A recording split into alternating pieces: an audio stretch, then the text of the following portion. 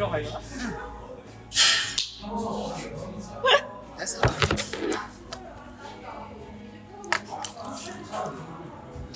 일단 오늘 얘기해볼 주제로 가지고 온 거는 잘파 세대였고요. 저는 이제 2025년을 맞이하여 뭐 아시죠? 뭐 김난도 교수님이 매번 아, 네네네. 발표하시는 트렌드 네. 분석. 트렌드 분석과 이제 새로운 이제 키워드들을 공부하면서 그런 유튜브 알고리즘이 많이 이제 올라오기 시작을 했는데 그 중에 하나가 이제 잘파 세대에 대한 얘기들이 좀 많이 올라와가지고 최근에 이 내용들을 많이 접했어요. 그러면서 좀 정리하고 공유하고 이제 다음 세대를 좀 이해해보고 새로운 트렌드를 알아가는 좀 키워드로 삼으면 좋지 않을까 싶어가지고 오늘 주제로 삼아봤고 이제 뭐 아시겠지만 저번에 한번 잠깐 얘기 드렸지만 보통 이제 요즘 MZ세대라 그래가지고 네. 이것도 이제 해외에는 없는 우리나라만 있는 용어라고 하더라고요. 아, 김난도 교수님이 만드신 용어래요. MZ세대 자체가. 이제 밀레니얼 세대나 Z세대, 알파 세대라는 용어는 애초에 미국에서 먼저 만들어져서 우리나라로 수입된 게 맞는데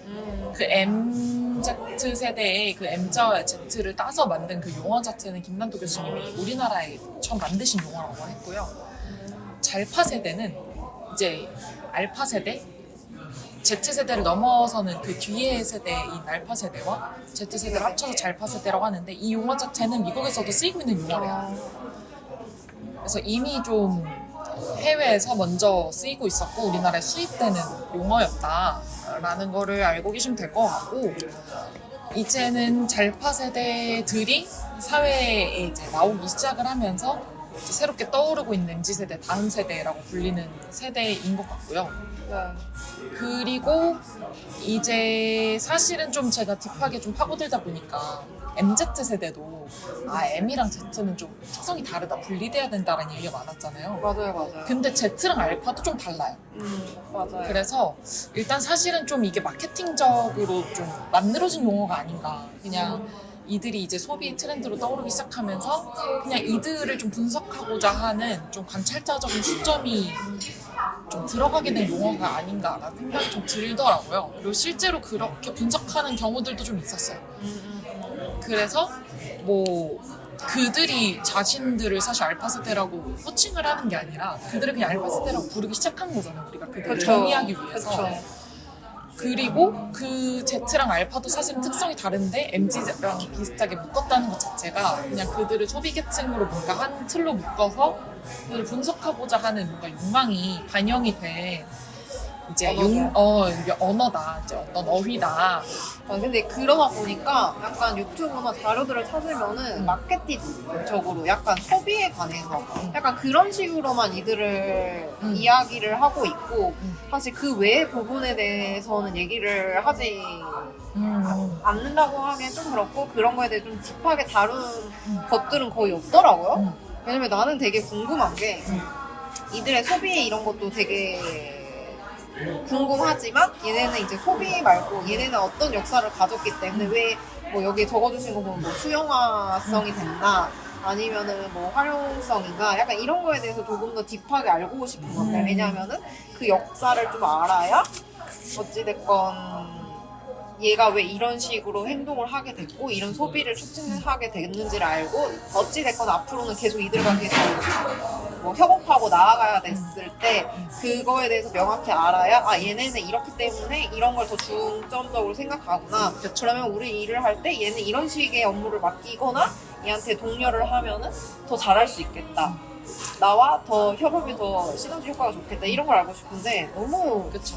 마케팅적으로만 다들 또 콘텐츠 소비의 측면으로 봤을 때도 어떤 콘텐츠를 만들면 이들이 좀 더 공감을 하고 이제 자신의 피부에 와닿는 느낌으로 받아들이겠다. 뭐 이런 식으로 분석을 할 수 있는 건데 일단은 제가 찾아봤던 것 중에 뒷면에 나와 있는 진 트윈진 박사를 조승현 작가님이 인터뷰한 내용이 있었어요. 근데 이제 여기에서 이제 진 트윈진 박사님이 제너레이션이라는 이제 책을 내셨고 우리나라에 번역돼서 들어온 책 제목으로는 이제 세대란 무엇인가 라는 책인데 세대 분석을 조금 미국에선 전문적으로 하시는 분인 것 같아가지고 이 인터뷰를 봤을 때 제가 좀 이제 느끼고 조승연 작가님도 같이 이제 논의를 했던 부분이 뭐냐면 세대 구분은 결국에 뭘로 하느냐 이제 사회적으로 뭔가 이슈가 있었던 사건 그쵸. 예를 들면 뭐 그 미국으로 따지면 남북전쟁 또는 제2차 세계대전 우리나라로 따지면 이제 6.25 전쟁 뭐 이런 큰 사건부터 해서 뭐 우리나라로 따지면 이제 뭐 7, 80년대에 이제 유신 정권이 있었고 그 이후에는 이제 또 90년대 IMF가 있었고 이제 그 뒤에 이런 큰 굵직한 이제 사회적인 사건들, 사회 변곡점이 됐던 사건들로 구분을 하거나 거기에 더해서 기술적인 변화들, 기술적인 발전들로 이거를 구분하는 경우가 많더라고요. 그래서 이제 저는 사실 뭐 X세대 전에는 베이비 부머 세대라고 있었다고 하더라고요. 맞아요. 그래서 49년생부터, 그러니까 45년 또는 49년생부터 막 한 60년대 중반 정도에 태어나신 분들을 이제 베이비 부머 세대라고 하는 거고, 한 70년대생부터 80년대 초반, 중반까지를 이제 또 X세대라고 하는 거 같고, 그 다음에 이제 저희가 흔히 하는 밀레니얼 세대, Z세대, 이제 알파 세대가 되는 건데, 이 분들이 이제 청소년기, 보통은 15에서 17세, 이제 중학교를 거쳐서 고등학교를 거치는 그 자아 형성기 때에 어떤 기술적인 변화를 이제 몸소 체험했느냐, 그게 좀 체득이 됐느냐에 따라서 그분들이 가지는 습성과 이제 나아가고자 하는 삶의 방향성이 결정이 된다고 보더라고요.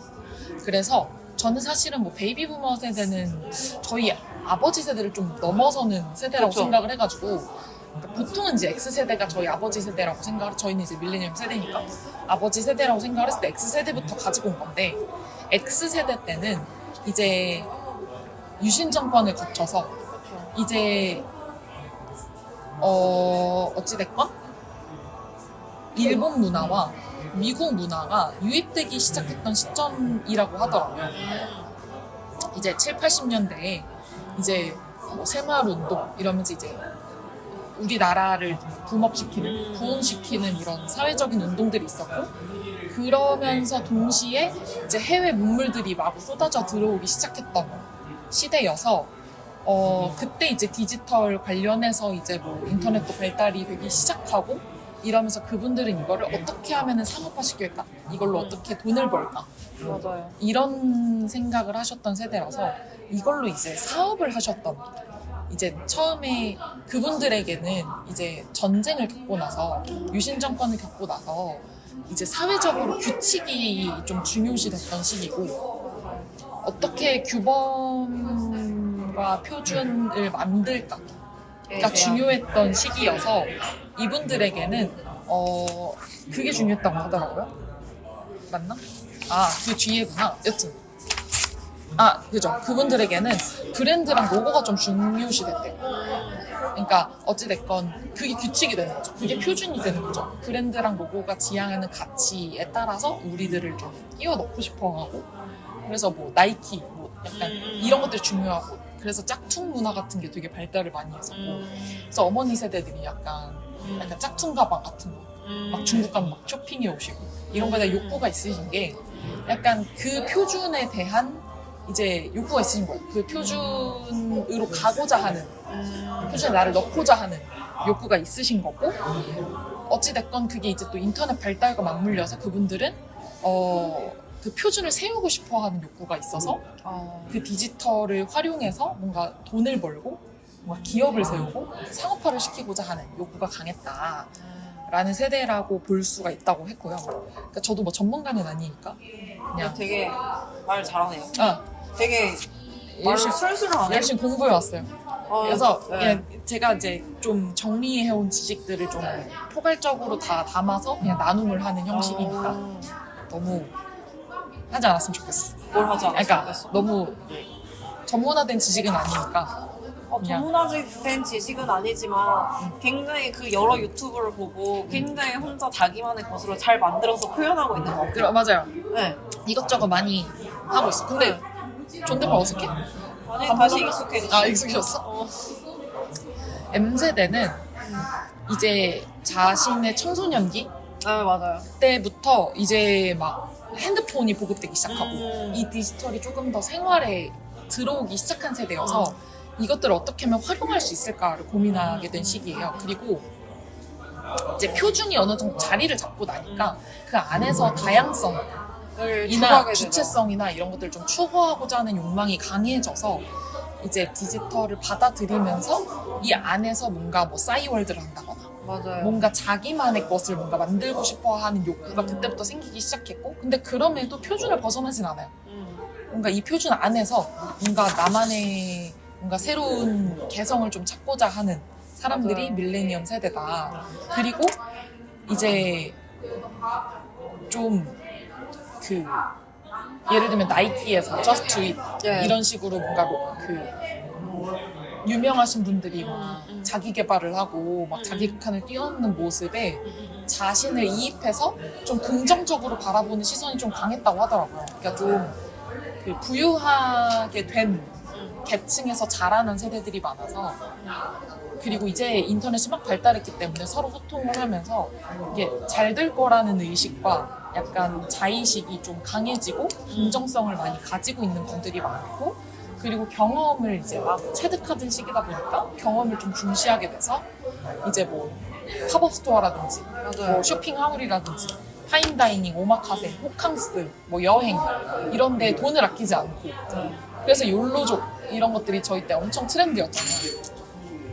그래서 밀레니얼 세대는 그런 특성이 있었다고 하고, Z세대로 넘어가기 시작하면서부터는 어렸을 때부터 이런 것들이 좀 받아들여져 있는 시기잖아요. 이미 이제 핸드폰 다 보급화돼 있고 SNS가 어렸을 때부터 좀 발달하던 시기다 보니까 어렸을 때부터 너무 이제 소통이 밀접하게 되어, 그러니까 이게 소통이 그냥 옆에 있는 사람과의 소통이 아니라 그쵸. 이제 약간 글로벌적으로 소통을 하게 되고 인플루언서들이랑 이제 맞닿아 있고 이러다 보니까 이게 이미 수용화가 되어 있는 상태에서 자라는 세대고, 그러다 보니까 자기 비교를 많이 하게 되고 자존감이 많이 낮아져 있는 형태라고 하더라고요.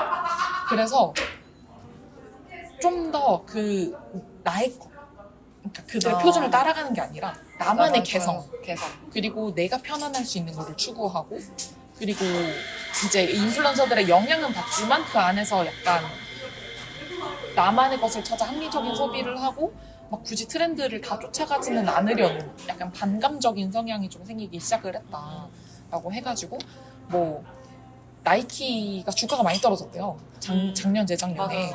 그리고 호카랑 이렇게 뒤집었다고 맞아요. 호카랑 온러닝 이런 게 좀 떠오르기 시작했다고 하고, 그러면서 뭐 키링이라든지 핸드폰 케이스라든지 커스터마이징이 좀 중요시되기 시작을 했고, 요노라고 해서 You Only Need One에서 이제 좀 옛날에 빈티지 의상, 의류 같은 것들을 다시 사가지고 그런 것들로 이제 패션 트렌드가 바뀐다거나, 아니면 그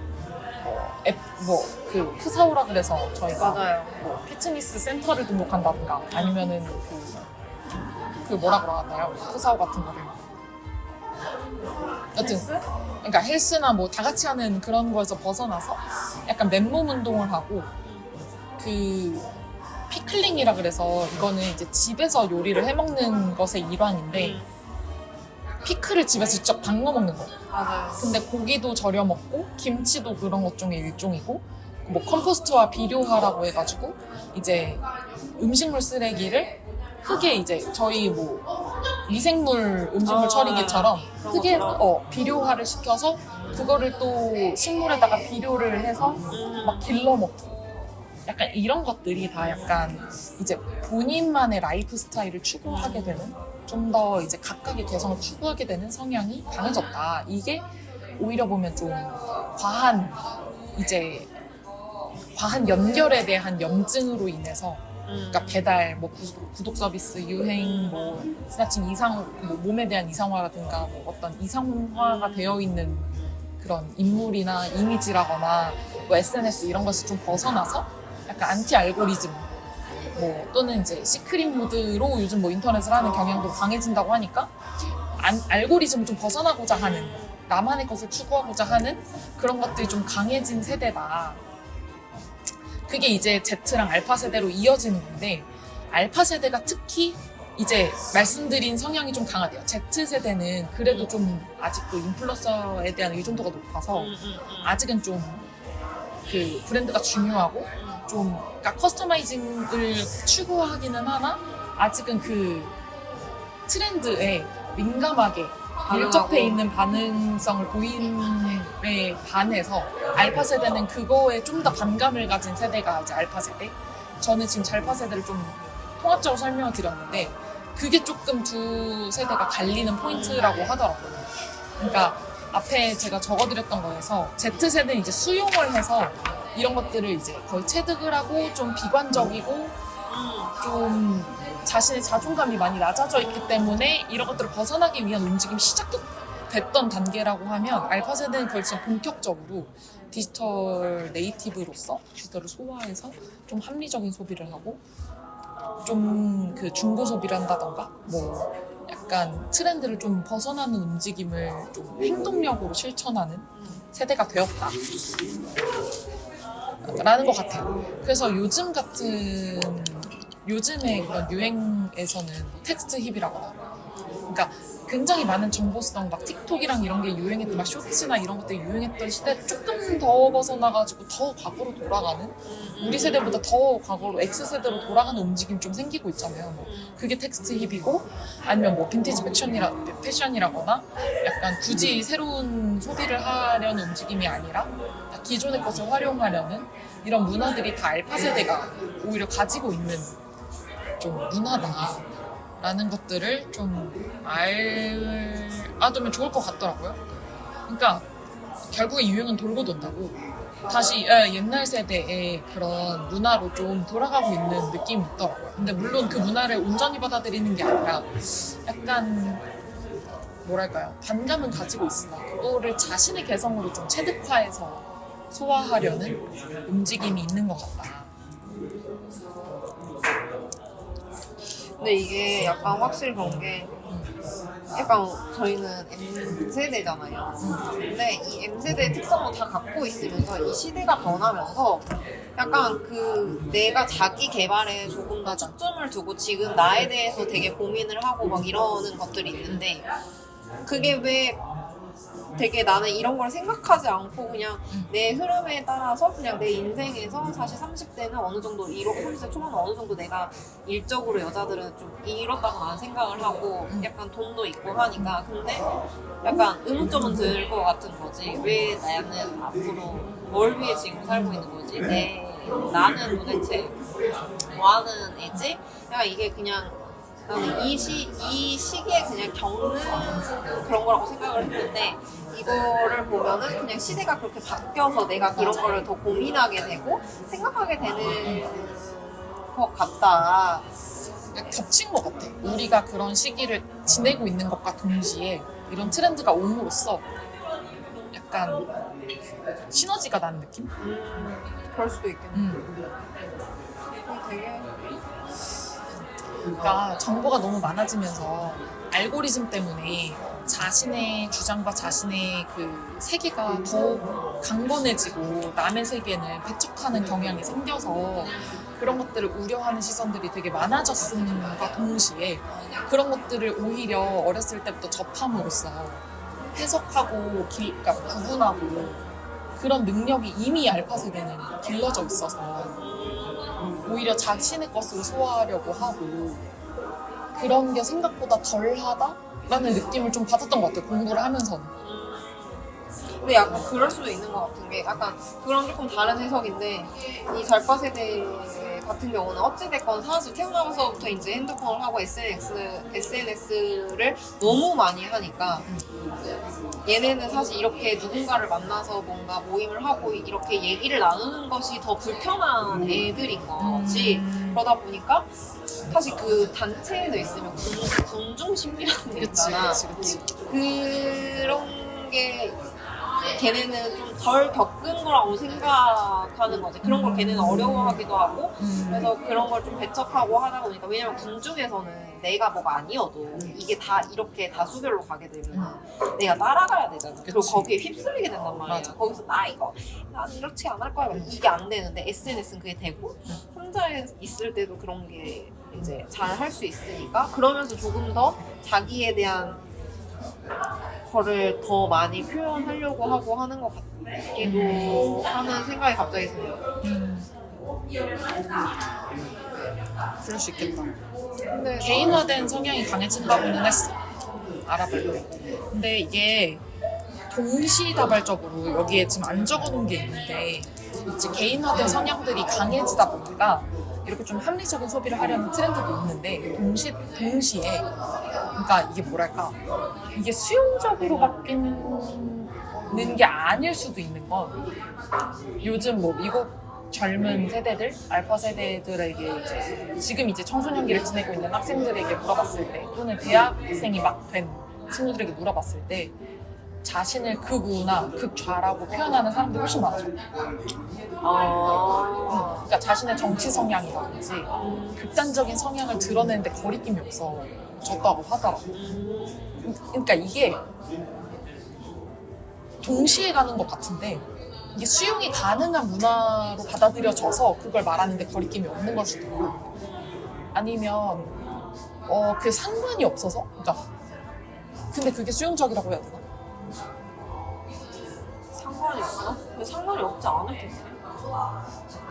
그러니까 상대의 그런 극단적인 의견을 받아들이는 마음가짐으로 볼 수도 있는데 아니면 동시에 그냥 그거를 굳이 약간 관심을 두지 않으려는 성향 때문에 그냥 걔는 걔고 나는 나지 이렇게 구분 지으려는 마음 때문에 그렇게 드러내는 게 상관없는 걸 수도 있잖아. 그래서 그런 게 조금 헷갈리더라고요. 근데 그게 되게 근데 이게 나는 어떻게 보면 그렇게 극자로 그러니까 정치적으로 얘기를 지금 들어서 그런 건데 극우 극자로 이렇게 치닫게 되는 거는 나는 얘네는 알고리즘의 세상에서 시작했기 때문에 얘네는 어쩔 수 없이 그 알고리즘이라는 건 자기 한쪽만 진짜 거의 다 보여주잖아. 그러니까 그래서 더 나는 극우야 나는 극자야 이게 지금 내가 느꼈을 때는 그래서 더 명확해진 것 같다고 나는 쭈쭈이 되는 것이고 알고리즘의 영향을 받았을 것이죠. 그게 너무 커서 이제 그렇게 됐을 거라고 나는 생각을 하는 것이고 그 다음에 그 상대방에 대해서 인정하는 문화? 이런 것보다는 얘네는 이미 이 알고리즘에서 분리가 돼서 나는 이쪽 사람들을 거의 만나지 않고 이쪽 사람들만 만날 거야. 나는 뭐 예를 들면 내가 극우면 나는 극우 사람들만 만날 거야. 극자 사람들 안 만날래. 극자 사람들이랑 아예 그 만남을 피하는 걸 수도 있다라는 생각이 들어요. 왜냐면 알고리즘을 통해서 SNS를 통해서 누군가랑 컨택을 하고 누군가를 컨택한 사람이랑 만나는데 그 알고리즘이라는 거는 모든 걸 포함해서 나랑 거의 좀 매칭이 될 것 같은 사람 알고리즘 타서 매칭이 될 것 같은 공통 관심사가 많을 것 같은 사람들과 만나게 되는 거잖아요. 애초에 만남부터 오프라인 만남이 그렇기 때문에 완전 나랑 전혀 반대 성향을 만나지 않을 수도 있는 거지. 그게 뭐 예를 들면 내가 공통 생활을 한다, 뭐 회사를 다닌다거나, 뭐 부득이하게 뭐 뭐 이런 학교를 다닌다거나 이러면서 만나는 사람들 아니고서야는 그렇게 만났을 때는 만나지 않을 수도 있으니까 나는 모르겠네. 그 인정한다기보다는 어쩔 수 없이 이렇게 떨어지다 보니까 더 자기 주장을 펼칠 수 있다가 조금 더 가깝지 않나? 라는 생각이 들어. 그럼 배척 성향이 좀 더 강해진 거다라고 볼 수도 있겠네. 그쵸. 그러니까 배척 성향을 자기네들이 의지적으로 가지고 있는 게 아니라 그쵸. 타의적으로 갖게 된. 갖게 됐을 수도 있다고 생각하는 거지, 나는. 그러니까 사실 그런 문제들이 있었잖아요. 알파 세대 말고 뭐 Z 세대와의 갈등, MZ라는 거에서 M 세대와 Z 세대의 갈등이 되게 많았잖아요. 근데 그게 약간 어떻게 보면은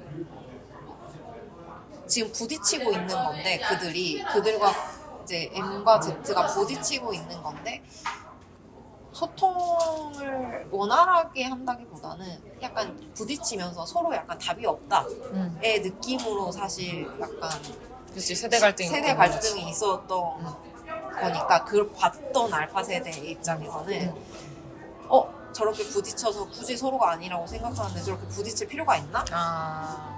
내가 뭐 요구를 했는데 안 돼. 그래? 그럼 그냥 나 안 할게. 나 나갈게. 약간 그러면서 그냥 더 멀어지는 게 아닐까? 약간 라는 소통이 더 어려워진 거다 오히려. 그렇게 생각 느낄 수도 있겠네요. 또 드는 거지. 왜냐면은 그게 만약에 되게 원활하게 그들이 소통을 한다. 그게 그냥 서로를 인정하고 소통한다. 이거라면은 그런 뉘앙스적인 분위기 어딘가에서 나와야 되는데 내가 느꼈을 땐 그런 분위기나 시그널을 어딘가에서 본 적이 없거든요. 그래서 이제 추측컨대는 그렇다인 것이지.